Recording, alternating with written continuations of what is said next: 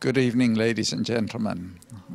I'm glad that the laughter has already started.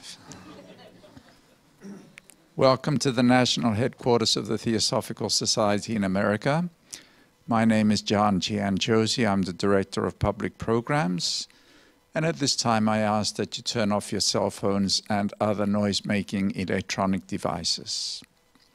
This evening's lecture is being webcast, and I also welcome friends watching through the internet. The Theosophical Society promotes study, meditation, and service. We encourage open-minded inquiry into the world religions, philosophy, science, and the arts. And we have a deep respect for the unity of all life. Our goal is to help people explore the spiritual path so as to arrive at a deeper understanding regarding the wisdom of the ages.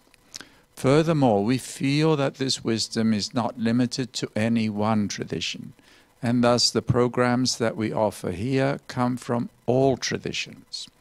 If you have not already done so, I encourage you to take one of our program brochures, the winter season program brochure, which has all the programs we are offering during January, February, and March. Of course, you can also find this information on our website, and there you will be able to register for any of the workshops or events that you are interested in. So I very much encourage you to check the website and the program brochure, look through them, identify the ones, and I hope there won't be too many of them. There will be many of them that may interest you, and please register in advance if you can. Now, the Theosophical Society is a membership organization, and if you are in agreement with the mission of this organization and value the work that we are doing, maybe you can please consider please consider joining, as it is the best way to support our work. And it is easy to join. You can do so by on our website or by just filling out a membership application form. However, everything that we offer here, the programs, as well as the resources of library, bookshop, and the wonderful grounds, which are not so wonderful in winter, but in spring and summer and fall, they are very wonderful. 40 acres of parkland are open to the public at all time. And we encourage you to come often and certainly come to as many programs as you can. So this evening, we are honored to have our own Barbara Hebert, who is the president of the Theosophical Society in America. Therefore, she is my boss, as I remind myself often. Now, Barbara is a third-generation theosophist and has been involved in local, regional, and national offices throughout her years of membership. In addition to her years of service with the Theosophical Society, she has been a mental health practitioner and educator for many years. And we are very, very happy that she is the president, and we are also very happy that she makes this effort to take time from her busy schedule. She's just returned from India to give these lectures. And so this evening, she is going to speak on laughter and spirituality, good for the body, good for the soul. Please join me in welcoming Barbara Hebert.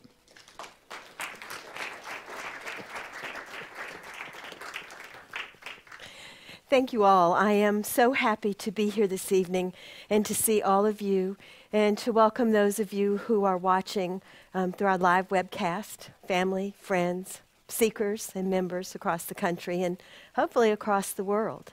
I'm assuming that you're here tonight because you would like to laugh a little bit. So let's start with some laughter. Harry, you're on.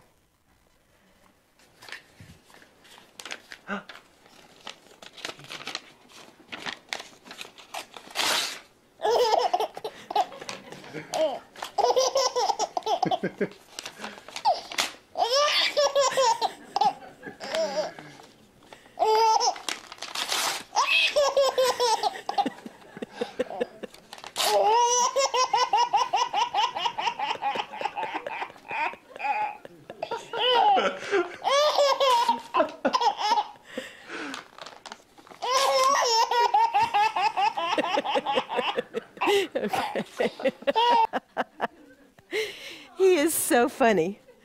I love that.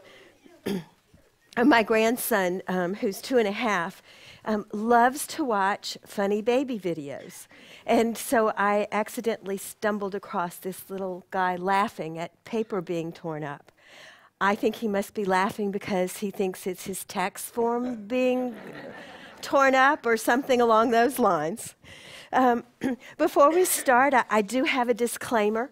We're talking about laughter and spirituality. I am not a comedian, although probably if I could, I would love to be a stand-up comic, but that's not happening in this incarnation, maybe next one.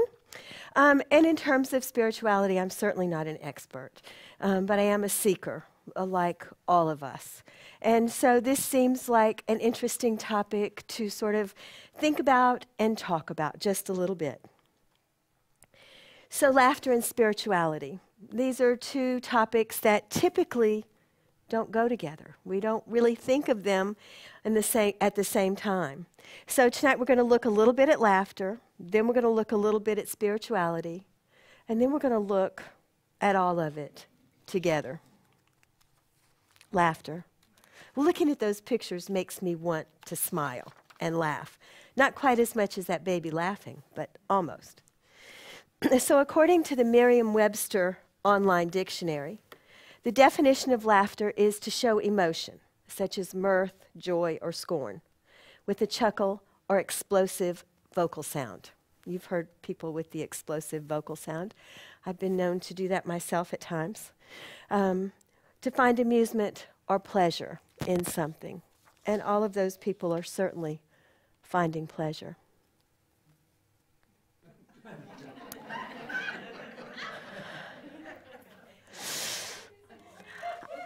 I think that says it all, doesn't it? Reincarnation disappointment, and there he is. I said hippie, not hippo. Let's talk a little bit about the brain and laughter. So from a physical perspective, the frontal lobe of our brain, this front part of our brain, is responsible for our emotional responses. The left side of our brain, you probably all know this, is responsible for logic, for organizing, for analytical thought, for language. And so when someone tells a joke or when you see a joke, the left side of your brain looks at the words, looks at the structure of the joke, and then the right side of your brain, the creative side, the part of your brain that deals with the emotions, decides if it's funny or not. Once that happens, then messages are sent to the limbic system, which is at the center of your brain. And this is where we find, well, we don't, some people do, scientists, find the amygdala and the hippocampus, which are responsible for our basic feelings, such as fear. With the amygdala, typically we think of fear. The hippocampus also with the emotions. So this is also triggered when we see or hear something funny. That triggering then activates the part of our brain, the motor region of the brain, to become active, and that's what stimulates our verbal response, our chuckle, our laugh, whatever it is we're doing. I just like talking about it. Talking about the brain sounds like I know some stuff, so I thought, why not? So laughter is not just a sound. It's more than that. It's a whole body experience. When we laugh, we have 15 muscles that contract in our face. 15 muscles. Our breathing becomes irregular, half close our larynx. Even our tear ducts become activated. Our muscles throughout our whole body contract as laughter moves from our face all the way through our bodies. Increases breathing and body temperature, metabolism, heart rate and pulse. Oxygen flow throughout the body. Bottom line is, laughter is healthy for our bodies. I like that. Don't get much exercise, so I'll just laugh. This is for Christine. Can't smile causes wrinkles. So while I was doing research for this program, I came across an article, actually several, about a lady in the United Kingdom who claims that she didn't smile for 40 years so that she didn't create wrinkles. How sad. That's sad. I have lots of wrinkles. Hopefully you can't see them from this far away. Don't put the camera too close. But those laugh lines, they make me happy. They make me think, you know what? It's been a good life so far. There's been enough laughter, enough happiness to cause those wrinkles. And I'm good with that. So you won't catch me not smiling for 40 years. Laughter also improves our immune system. I think I need to be laughing more. Within our immune system, when we laugh, it increases the production of T cells. Those are the body's natural defenses against, I'm not going to read to you, you can read that. It also increases B cells, which create the disease-destroying antibodies, and the immunoglobulins. Immunoglobulins, I don't know what that is, y'all. I'm not a medical doctor. But those are increased, and those help us fight infection. So the bottom line is, again, laughter strengthens our immune system. Just a little reminder, be careful who you take fishing.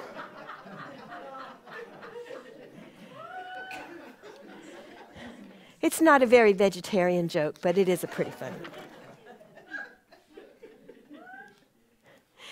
So in terms of our brain chemistry, laughter decreases those levels of cortisol, epinephrine, the growth hormone, and that big long word there, which is a major dopamine catabolite. Those are all things that are involved when we have a stress response. So the decrease of those indicates that our stress response is decreasing. Endorphins are secreted. You've heard about a runner's high. Is it true that there's such a thing as a runner's high? Yes, our in-house runner, yes. You can get an endorphin rush, a runner's high, by laughing. Okay. Dopamine and serotonin are also increased.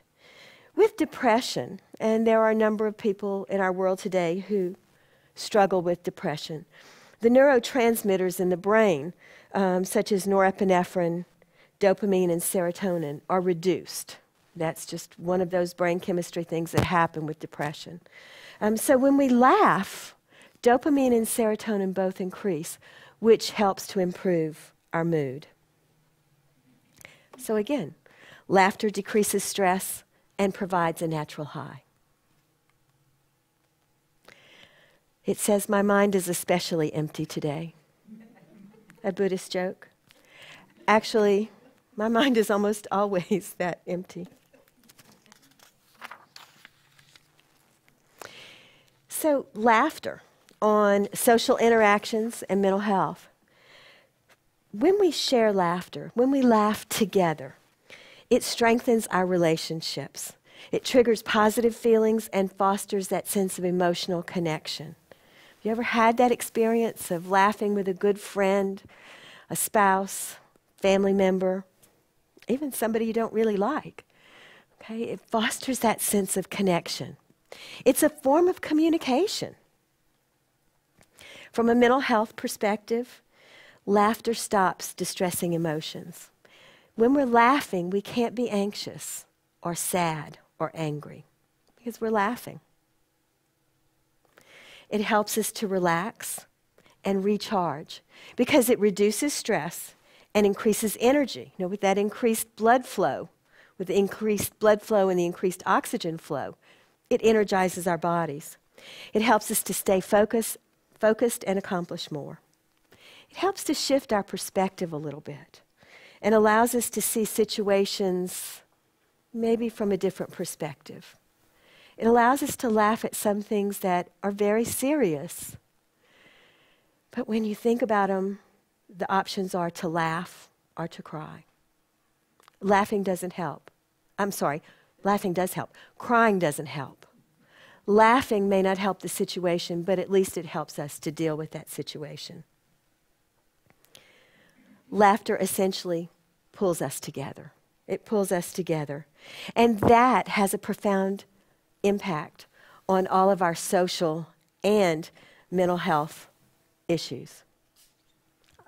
Mental health, you don't have mental health issues. No, that's not what I meant. Has a profound impact on our mental health.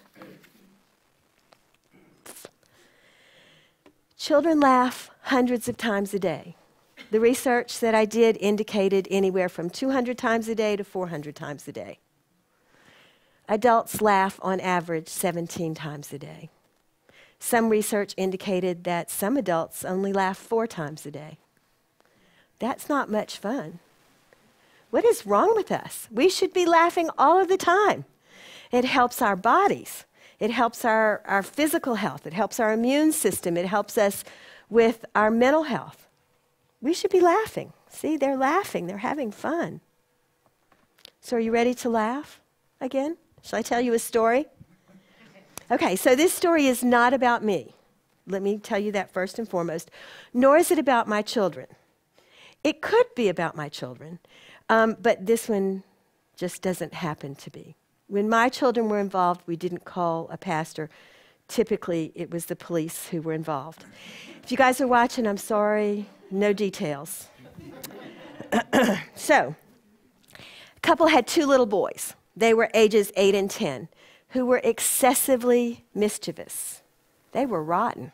They got into trouble all the time, always. And their parents could be sure that if something happened in their little town, that their kids were somehow or another involved. They were at their wits' end and really didn't know what to do about their little boys. Worried about what was happening to them then, what would happen in the future. So they heard that there was a clergyman in town who had been successful in disciplining children. So they contacted him, and he agreed to talk to the little boys. So the 8-year-old came in first, the littlest one. And the clergyman sat the boy down and asked him sternly, "Where is God?" And the little boy just looked at him with great big eyes. So the clergyman said, a little bit more sternly, "Where is God?" Little boy, big eyes, no answer. And then the clergyman, getting kind of frustrated here, says, "Where is God?" And the little 8-year-old got up, ran home as fast as he could, and slammed himself in the closet. And his brother, 10-year-old brother, came in and said, "What happened?" And the little guy said, "We are in so much trouble. God is missing and they think we did it."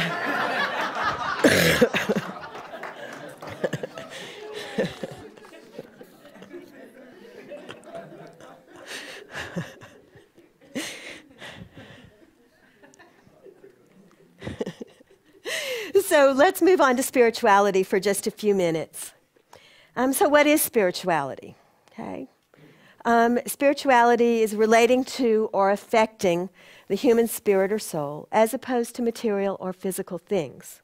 So says the Oxford Online Dictionary. So when we focus on spirituality, when we are thinking about it for ourselves, we're not focusing on the physical, we're not focusing on the material. Rather, we're trying to connect with that higher aspect of ourselves, or that higher aspect of reality that some people may call the ultimate reality, some may call Allah, or Jehovah, or God. That's what we're trying to do. We're trying to connect with that component of ourselves, not this physical person that lives in this illusory world. So when we do that, we really need to look at ourselves when we're trying to make that connection. It's so important that we do the self-observation. We look at our actions and our reactions, at our thoughts, at our feelings, at our motivations. We must look at ourselves in order to be able to make that connection. And I have to tell you that if we do that honestly and we do that objectively, it's not much fun. Because then we see all those parts of ourselves that we would rather keep hidden, that we'd rather no one else see. I don't even want to see those parts of me. But I need to see them if I'm going to work on them. So it makes sense that working on this, improving this here, it's not a lot of fun. And so we don't often think of it with laughter. In fact, we think about it very seriously, don't we? We think about it very seriously. So religion and spirituality really have come to be thought of as quite serious. When we look at the history of religion, it makes sense that we're serious about it because it is a serious business, or it has been. Disagreeing with the status quo or the authorities or the powers in charge, it was dangerous. If we look just at the Western world, we can look at the persecution of pagans by the ancient Greeks and Romans. We can look at the Inquisition, the Crusades, the Cathars. We can look at the burning of Protestants in 16th century England by Queen Mary I. We look at the Salem witch trials, and we can go on and on. Have I cheered you up yet? Today, even, religious minorities are terrorized in this country as well as around the world. When I think about these things, I think about, I was an English teacher. It was this actual incarnation, but it feels like 2 or 3 incarnations ago. I was an English teacher, and so one of the things I had the joy of teaching was the sermon given by Jonathan Edwards, the famous Puritan clergyman. Sinners in the hands of an angry God. Try explaining that to teenagers. If I had to sit and listen to a sermon called Sinners in the Hands of an Angry God, I can assure you I would sit up straight and listen. I wouldn't be laughing. There's nothing funny about that. Religion and spirituality, through the ages, have been serious issues. Lives at stake. An image issue. Rene Garfunkel writes, religion has an image problem. It is badly and severe and reproving. Religion's reputation is largely one of humorless inhibition and pleasure fearing. Even New Age religions, the self-described, more spiritual religion light, even they seem to emphasize a life of what's good for you, with a whiff of tofu and kale. You know people like that, don't you? Yeah. Oh, I've got the tofurkey in the oven, and I'm making a salad of kale and seaweed and other things that are green and yucky looking. But we all know people like that, right? But we're not naming names, and I'm not pointing fingers tonight. Maybe another time I'll share that with you.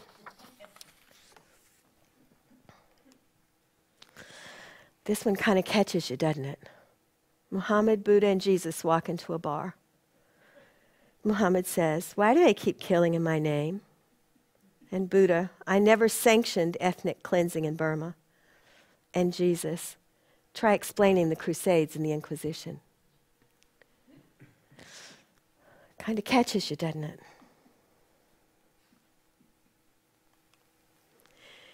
So, serious. Spirituality and religion are serious issues.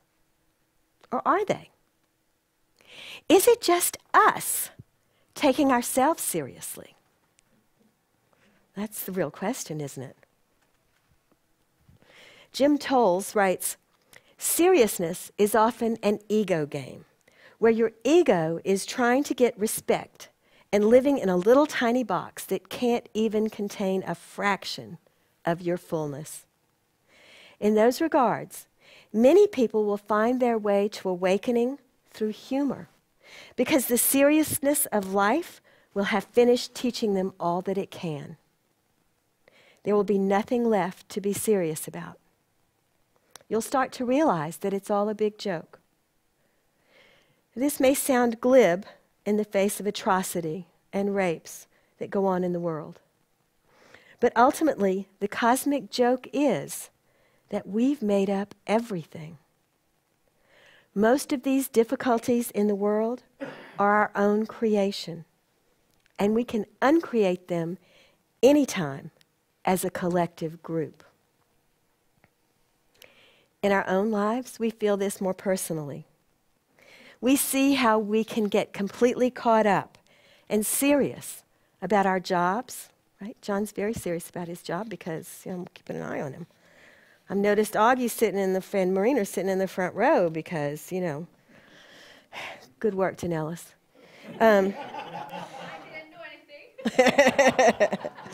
No, I'm really just teasing. But we get caught up, in our jobs and finding a romance or making sure we're getting along with our partner or acquiring things, right? We get very serious about all of this. See all those business suit people? Yikes. But even people who see themselves in that meditative position, sometimes they take themselves pretty seriously too, don't they? Walking the spiritual path. When we're serious about walking the spiritual path, we can sometimes begin to take ourselves seriously. She looks like she's taking herself very seriously, doesn't she? Dressed in white, walking through the woods and slowly across this decrepit bridge. It might fall at any moment or she might fall off. I mean, that's serious spiritual stuff. As opposed to this little guy, he's all about it. Yay, I'm on the path. He's happy.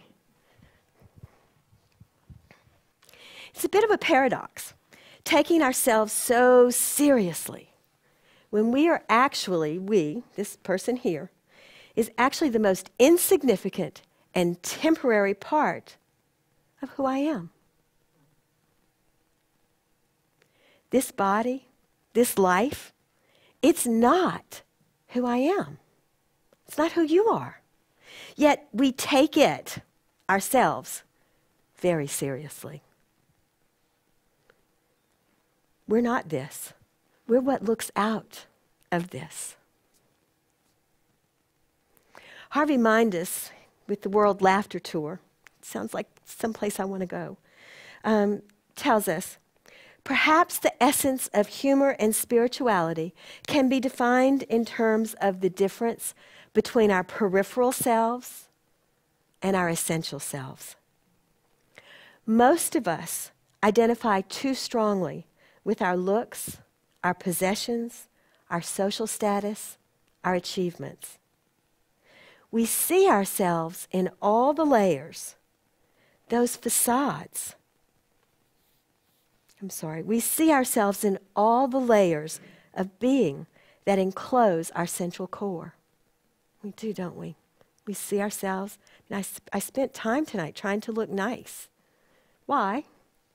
I don't know, because you would think maybe I wasn't as good if I didn't look as nice, if my hair was all standing up on end, or I don't know. By learning to laugh at those layers, those facades and pretensions with which we attempt to impress the world, we are able to slip out of them as a snake slips out of its skin. This permits us to contact that part of ourselves that religion calls our soul. We call it our essential self, but it amounts to the same thing. Many theosophists may call it our higher self. It really doesn't matter. Those are just words. This is an affirmation that we embody at least a spark of divinity, and that life at its core is to be cherished. Okay, I'm getting too serious. So come on, God, get in there.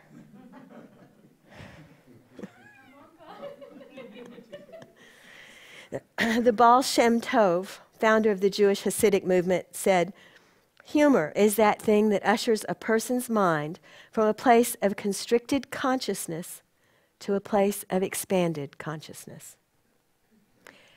How often do people try to take God, or whatever we call that ultimate reality that theosophists typically describe as infinite, eternal, and omnipresent, and shove it into a box designed in a specific way and a very personal way?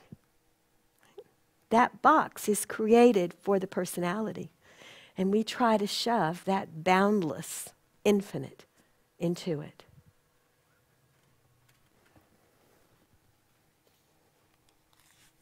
Look at those guys. They're so happy. It is so incredibly valuable for us on the spiritual path, I think, to have laughter and humor, because they allow us to see past this physical facade and to contact that true essence of who we are. Jim Tolles writes, "With humor, we are enacting happiness. We are embodying happiness. We are giving ourselves a chance to feel it in the heart, body, and mind." That's a wonderfully easy way to embody spirit and the joy of living. He also tells us the spiritual path isn't always fraught with constant emotional purging, hours of meditation, and a whole host of difficult and challenging things. Now, they may be there, okay, but that's not all there is to it. And yet I think a lot of times we feel like, you know, if we're not doing something spiritual, if we're laughing or we're being silly, that we're kind of wasting time. But we're really not, from my perspective. Clearly, laughter and spirituality are not mutually exclusive. Laughter and humor enhance our spirituality and help us to move further on the spiritual path. Thinking about this makes me wonder, what is it about being silly, about making fun of ourselves, not others, but making fun of ourselves, that makes us uncomfortable? Is it attachment to the ego, that peripheral self? Something to think about.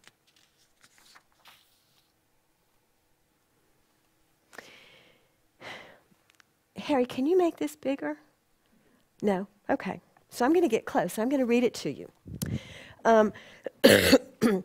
In a letter to Pekka Ervast, who was a theosophical member in Finland, in November 1900, Colonel Henry Alcott, who was one of the co-founders of the Theosophical Society, he commends, Ervast for his article regarding humor and spirituality. And he says, "Your remarks," starting here for those of you who have really good eyesight, "your remarks in your magazine article about the compatibility of cheerful and humoristic tendencies with good spiritual work are perfectly just. As you say, it is only ignorance which associates moroseness with spiritual advancement." H.P. Blavatsky, the other co-founder of the Theosophical Society, was herself a striking proof to the contrary, for there could be no one more full of fun and at the same time of burning zeal in the service of our Master. I may go further and say that among the masters with whom our work has been connected, there is one who is brimful of fun and a great lover of wit and repartee. Some of the best things in Isis Unveiled of this kind come from him. So clearly, the founders of the Theosophical Society didn't see an issue with humor and spirituality. Love this copy of this letter. Michael Gomes, if you're watching, thank you. He sent this to me when he knew I was going to do this talk. Okay. So laughing at ourselves. I'm not about laughing at other people, but I'm okay about laughing at me. I'm assuming that y'all can tell that this is me. This is our holiday party. And these are my reindeer antlers that I created from a pair of pantyhose, which, by the way, still do exist in the world, and balloons that were shoved into the legs. There are pictures of other people from our staff who are also wearing these, but again, not laughing at others, just laughing at ourselves. So, when we laugh at ourselves, we are laughing at the humanness of ourselves, recognizing that this humanness is not all that we are. We all make mistakes. We all do silly or even preposterous things at times. Now, you'd think it was enough to embarrass myself by putting this picture up here. But no, I'm going to take it one step further. As you know, I have spent a number of years working as a counselor with children. And I was working with a 5-year-old one time. Let's call her Susie. That's not her real name. This was quite a while back. And so there had been some abuse allegations regarding Susie. But there were also some family issues, and so I was working with Susie about feelings. And so she was 5 years old. She'd come into my playroom, and I have all sorts of things in my playroom, colors and things to color on, and a sandbox and Play-Doh and baby dolls and whatever. So every week, Susie would come in, and she would play for the whole time, which was great because that's what you do in play therapy when you're a child. But also there's supposed to be some feeling expression going on. I was just beginning my play therapy life. And so Susie was I would talk to her and I'd say, so how does the baby doll feel? You know, trying to elicit some feelings through the baby doll that she was playing with. And she wouldn't answer. Children are so wonderful. When they don't want to answer you, they just pretend like they don't hear you. Okay? And so as adults, foolishly, we just talk louder and they continue to ignore us until we finally just give up and leave them alone. Well, that's what Susie did for quite a while. I mean, like weeks and maybe even several months. One day she was there and she was coloring. I really don't even remember what at this point. And I was starting to feel a little frustrated because, you know, her mom was paying me for Susie to come in and work through her issues, and I was feeling like we need to do something here. And so I said, so Susie, you know, we really need to talk about feelings. And she looked at me like, are you the dumbest person in the world or what? Which kind of heightened my anxiety a little bit. And I said, we really need to talk about feelings, sweetie. We really need to talk about how you feel about it. And again, she looks up from drawing like, really? She doesn't say anything. So in my infinite wisdom, I said to a 5-year-old, let's be clear, to a 5-year-old, honey, if you're not going to talk about feelings, there's really no reason for you to come back and see me anymore. And she looked at me like, you think I care? She wasn't the one who'd chosen to come in the first place. It was her mom who was bringing her. So I was so frustrated. So Susie left. And fortunately, I was in a supervision group at that point in time. And so I went to my supervision group, and I shared with the other counselors there this experience with Susie. And to my dismay, they burst out laughing. I'm thinking, why are you laughing at me? This is serious. She's not working on her feelings. And they look at me and they said, you just got in a power struggle with a 5-year-old. And you lost. And you lost. What did you think was going to happen? So it did make me stop and think. And it made me kind of smile to myself. Now I can laugh at myself. So the end of the story is that the next week when Susie came back in, she's sitting there coloring, and I said, do you remember last week when you were here and you were coloring? And she looked at me. Again, no answer, but just like, of course. And I said, well, I got really frustrated because I really wanted you to talk about your feelings. And I was feeling frustrated. And so I said that to you and I didn't mean it. I really do want you to come back here. And we can talk about whatever you're comfortable talking about. And I'm going to tell you that in about 15 minutes, that child started talking about her feelings. All she needed was that support. But what I needed was to get over myself, to quit thinking about this and my anxiety, my frustration, because it wasn't about me. It's about something much deeper. And that's what humor allows us to do. When we can laugh at ourselves, when we can look at the silly things that we do, and we all do them, then we can take steps forward.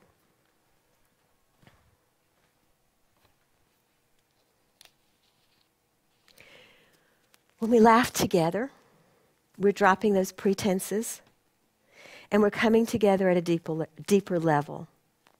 We are actually beginning to have that intuitive sense of unity, that unity that pervades all of creation.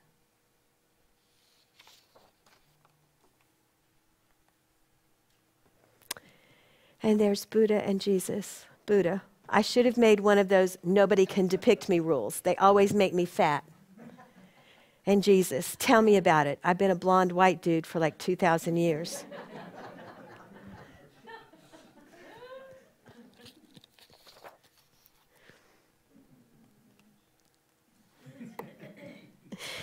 So Adam Pearson tells us, it was Zen that taught me that laughter can be a form of spirituality. Zen masters often have great laughs with one another. Since then, I've also met Christian priests, jovial Jews, smiley Sikhs, or Sikhs, devout Muslims, devoted Hindus, that all know how to laugh about their traditions, even while remaining reverent of them. In fact, I think that for me, the most convincing Christian missionaries I ever met were those who knew how to laugh at their own religion. The stone-cold ones were easy to dismiss. But those who could laugh at their own faith, now they were worth hearing. He continues saying, we have all met religious people who are so rigid about their beliefs that they cannot so much as smile. They seem to be lacking a deep and wonderful dimension of their religious traditions that they have not yet accessed. The dimension of the LOL, laugh out loud. Indeed, in closing, this is still Adam Pearson, I would almost go so far as to say that superficial religiosity cannot so much as crack a smile, but deep spirituality can get us rolling around on the floor like a bunch of sugar-crazed kids on a pixie sticks binge.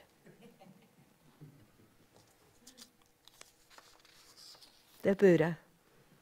When you realize how perfect everything is, you will tilt your head back and laugh at the sky.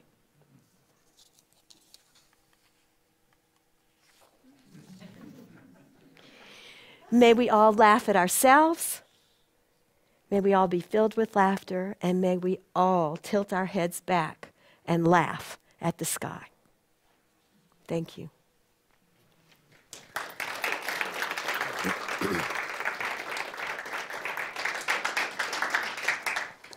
Thank you, Barbara. And we have plenty of time for questions, so if you have either a comment or a question, just raise your hand. I'll bring you the microphone so that we can record the question.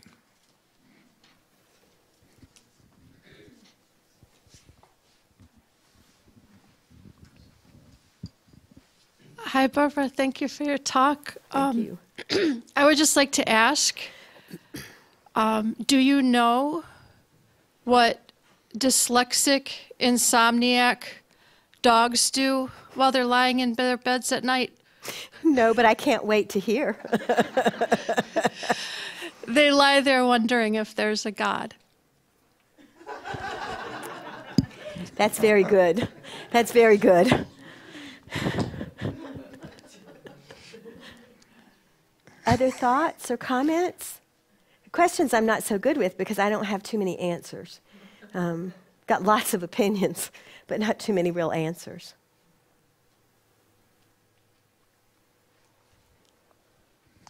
One way up the back.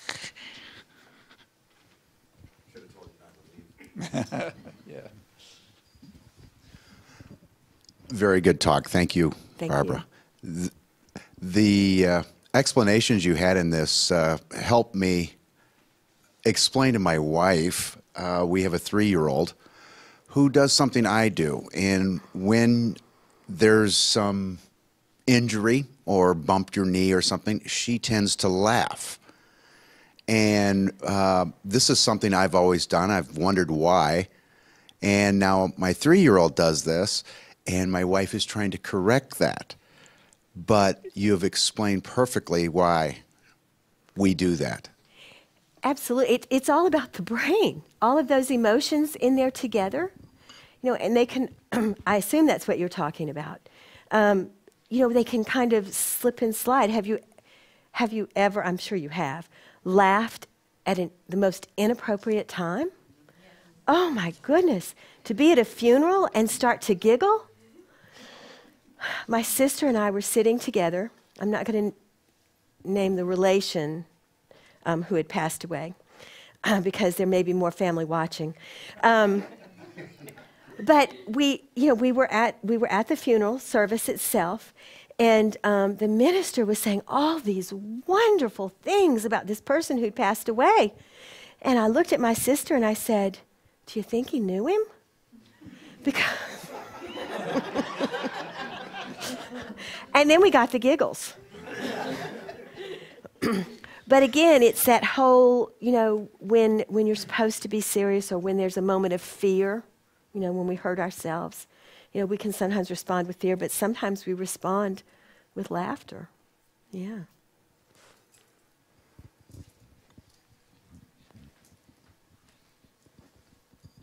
You know, I always go back to the Mary Tyler Moore episode with Chuckles the Clown, when she's sitting there and the minister is giving, you know, the talk about how Chuckles the Clown was such a good person and he was run over by a rogue elephant.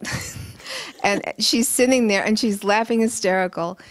And then she shrivels up and then she keeps laughing. And all of a sudden, she just lets out a sob and starts crying. So it's emotion. It's all tied together.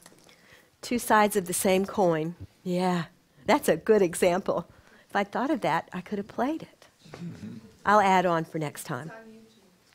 I'll find it. Oh, okay. That's it. Yeah. Good.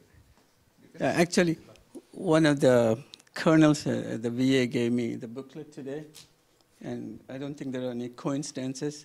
So I was just going to the booklet, and then I saw the first page. I said, "Oh, there's a talk today."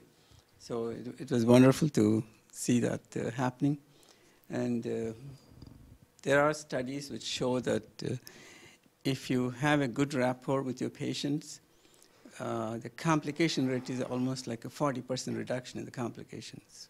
It's amazing, isn't it? It's amazing. Yeah, it's a rapport and have a good relationship. Yeah. And that can come with the humor and laughter.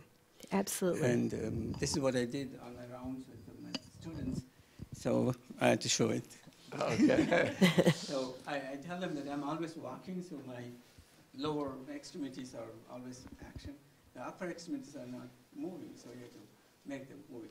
See, like flexion, extension, adduction, abduction. Those are there are 6 movements at the shoulder, and this is like anterior circumduction. This is posterior circumduction. So you do this 1, 2, 3, 4. It kind of looks like the chicken dance, I have to tell you. Funnily enough, that's what I call it, chicken dance. I to make myself silly to make my students laugh. I love that. Thank you. Yes, Thank you so much. thank you. Any other thoughts or comments? I was wondering sometimes if you always hear there's too much of a good thing. In the past, I've known some people that had like a nervous laugh, And then other people, if you don't know them and they laugh too much, you think, you know, what's going on with them. Mm-hmm. And I think it's, but we're not taught that it's okay to do that. No. It's not okay, you know. We're really taught that most of our emotions are not acceptable.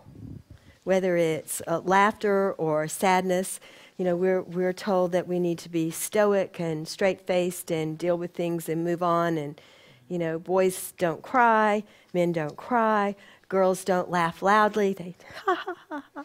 I mean, we're told this, right? That's what our culture kind of enculturates into us. So yeah, feelings are good. No matter what the feeling itself is valuable and useful. It's what we do with that feeling. You know, anger is good and healthy. So it's okay to be angry. It's not okay if I'm angry with John to punch him. That's not okay. But it's okay to be angry. Does that make sense? Yeah, as long as you don't hit him in public, yes. That's We have a really good HR manager. I'd be in trouble regardless. Danellis?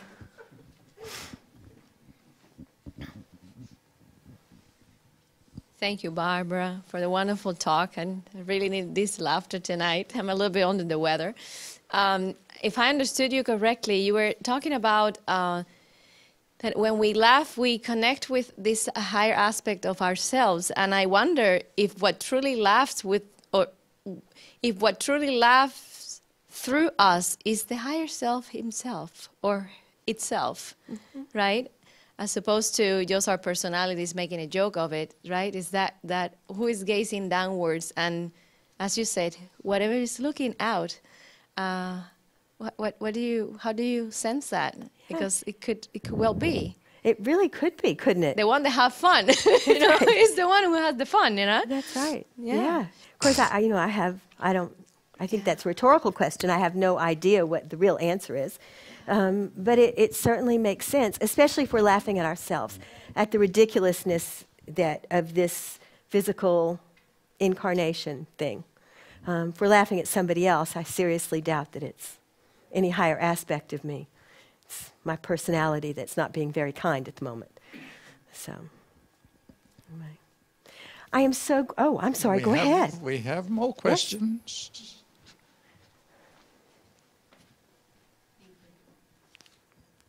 I really appreciated the slide with children laughing hundreds of times and adults, 17.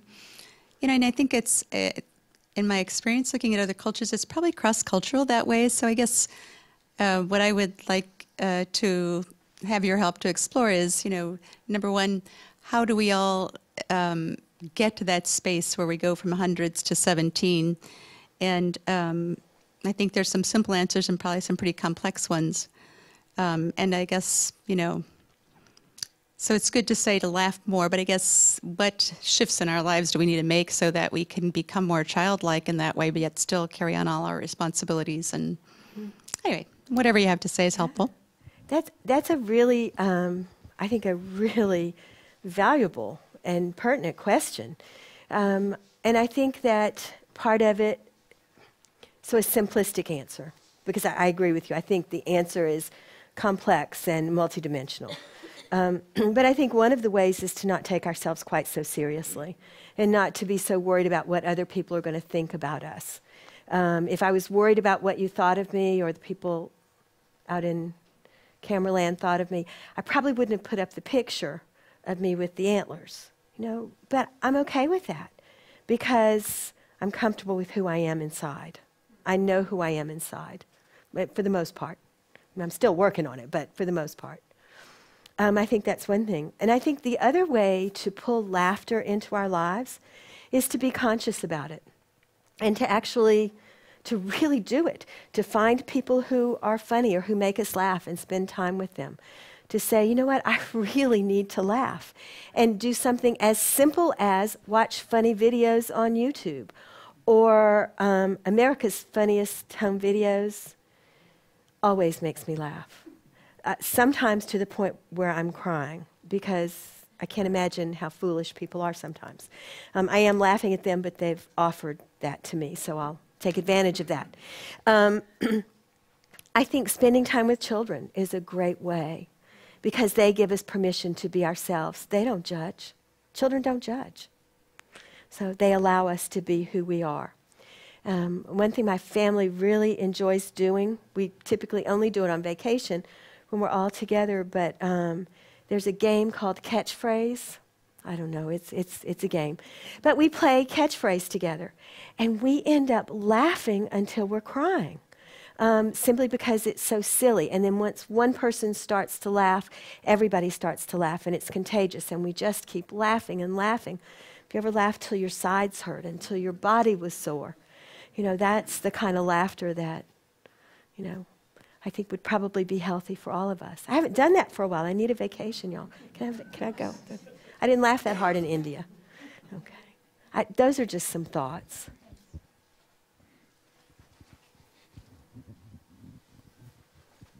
Thank you very much for the speech and for giving us permission to do things that we know we should always do. I also have another comment about why and how we get to where we were. Children, you know, instinctively laugh, and I think as we get older, we become more comfortable in our skin, and there's so many things that happen in our lives that cause tragedy or sadness that we find we have to laugh, because if you don't laugh, you don't have friends. But I think somewhere in the middle, is it possible that our school systems and our efforts to train children to behave in certain ways and force children to behave during their school years in certain ways, is that something that could possibly help to decrease that desire for them to laugh, even though they get out for recess and they're giggling and laughing all the time? But you know, go to a funeral and the children aren't allowed to do things. They have to sit quietly. So we put that on them, and they get two different messages. Do you agree with that? Yes, and that's actually a whole different lecture that I could share with a number of educators in this room, that we actually educate our children, I think, out of their freedom, their sense of flexibility. You know, you can ask a 3-year-old or a 4-year-old to draw me a picture, and they'll be happy to draw you a picture. You ask a 7-year-old to draw you a picture, and they'll be like, "No, well, I don't draw very good." Because somewhere in there we've told them that the sky, that the sun cannot be blue, and the grass can't be pink, you know, and that this looks good, this is good. Oh, what a good picture you did. Oh, well, you know what? You drew a picture of a ship, but you didn't put it by the water. You know, we do this to children. A 4-year-old will sing happily. Are there any of you in here who would gladly get up here and just sing? Maybe 1 or 2 who have really good voices because you've gotten that over the years. But for the rest of us who've been told, no more, we're not going to do that. So yes, I think with behaviors, all kinds of behaviors, we train it out of our children. So what can we do to counter that while we're teaching? So do you have some thoughts and suggestions that we as family members or we as friends can do with children to not negate the training and the lessons that they're learned, because we do have to learn social behavior, but also to encourage, other than constantly telling them they're wonderful, which kind of puts it over the other end? Well, yeah, and it's a problem. So I'm going to, thank you. Oh, this is so much fun. This is, I love this, because this is a passion for me. And so one of the things that I work with parents and with counselors in training is teaching them the difference between encouragement and praise. We praise our children frequently. Oh, that's a great picture. You look so pretty in that dress. Good job, you hit a home run. As opposed to encouragement, which praise focuses on the goal, the end result. Encouragement focuses on the process. You worked really hard on that picture. You put a lot of colors in that picture. Well, I saw you swing really hard at that ball. Talk about the process. So we're encouraging them. We're not judging them. Because once we start to feel judged, regardless of our age, we stop. We stop. So that's the very abbreviated version. Again, that could be a whole talk. But the difference between praise and encouragement to me is one of the most basic things that we can do with our children. My granddaughter is, she's 5 now. But I realized that she would say, she calls me Maymay, and she'd say, Maymay, I'm gonna go ride my bike, or I'm gonna go color this picture, and I'd go, perfect. What was I teaching her, right? I was teaching her to be perfect. And I heard her say it back to me at some point, and I thought, goodness, what have I done? And so I started, and I know better. But it's just kind of that normal parental response that we all have. And so to catch myself, to pay attention. And that's kind of that mindful parenting, which is, again, another talk. And there are several educators in the room who would be happy to do this with me, I think. So, other thoughts, comments? I love your shirt. She'll yell at me all the way home if I don't make a comment. Okay, and I love your shirt. Thank it says, you. Today I choose joy. Yes, today I choose joy.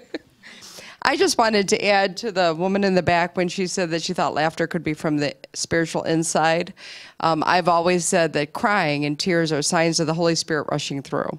Because in the Bible it says there's all this living water. And I love the thought that laughter is the Spirit rushing through, and I'm adding it to my thoughts because I've always said, when I cry and people are like, oh, don't cry. I'm like, are you kidding? The Spirit rushing through. I'm pretty proud of my tears, So now I can be proud of my laughter as well. So thank you for bringing that up. I really appreciate that. That's great. Thank you.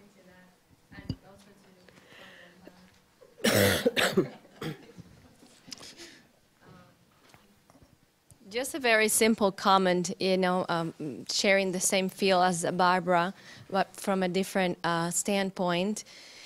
From a Waldorf perspective, it says that we are supposed to allow the children to cry and to laugh at the same time. Not at the same time, but on the day, because the soul exercises in such a movement. So when you cry, you are out. When you laugh, you are out. And then when you cry, you come back inside, inward. So that soul movement, it helps the child to incarnate more healthily as opposed to just fun. So when the child cries, there is also something that happens. It's not that, I don't think that a life could be just with laughter throughout, but that this interval in between, this soul exercise help us to develop more fully. And all the comments about the other lady that was talking about, your lady back there, I think that also the children learn through imitation, and more than how we praise them. If we are cheerful, if we are happy people, I was commenting on that the other day in one of the lectures.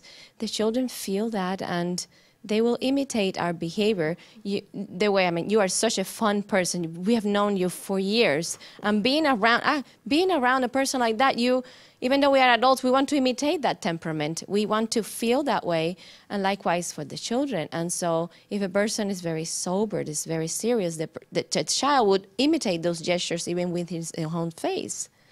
So what a joy to have a grandma, such a cool grandma like you. Oh my gosh, that would be such a joy. I'm grateful to have cool grandchildren that make me laugh.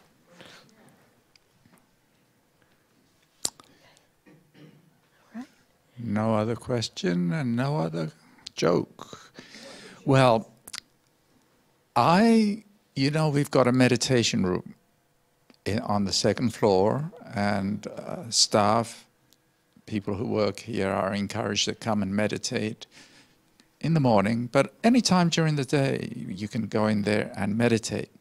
And I thought that was really good. You know, I really think this is good. But now I don't know, because I heard on NPR radio while I was driving home one night that in Bangladesh there is this movement that is teaching people to laugh, and not by telling jokes. They just go in somewhere and they laugh. I mean, and he's demonstrated how to do it. The different Laughter types. yoga. Yeah. Yes. And I thought, oh, boy, I wonder whether it works. I think we should try it. 1 hour a day, everybody who works at the TS will have to I love that.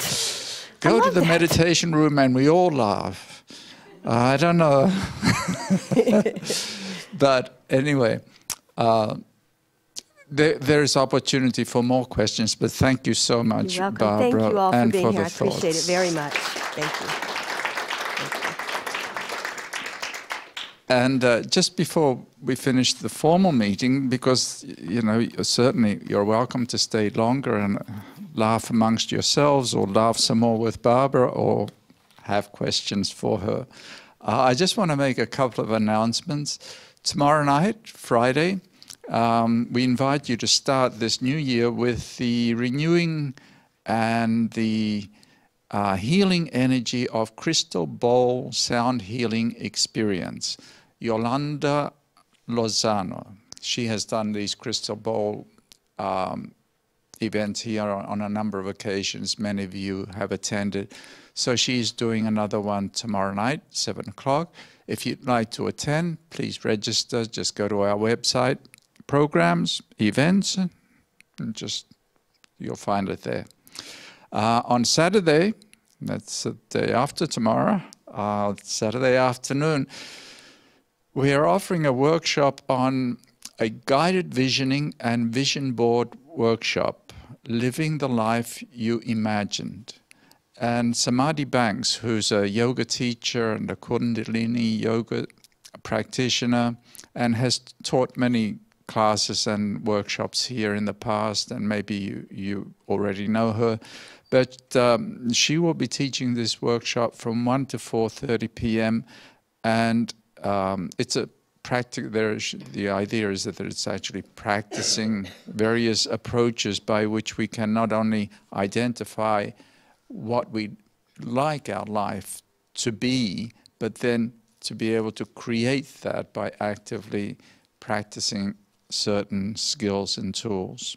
So again, if you're interested in participating, go to our website and you can register there.